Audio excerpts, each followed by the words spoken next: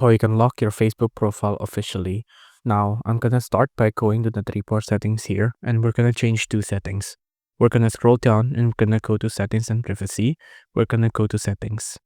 Now on settings here, you want to go ahead and go to default audience settings first. Now on default audience settings here, you need to change to your default audience, right? So right now it's custom, but right now we want to change it to go to friends, for example. So friends, that means our account can only be seen by friends. So it'll be like private, like your private account in Instagram, right? Now once you tap on that, tap on next. Now on here, you can see you can review in the selection. You can edit the settings if you'd like, but I'm just gonna tap on confirm. Now once I tap on confirm, you can see the default audience is now updated. Now that's the first one, we're done.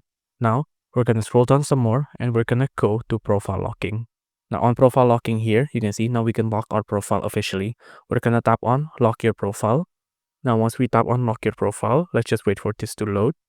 After that's done, you can see you've locked your profile and we're officially done.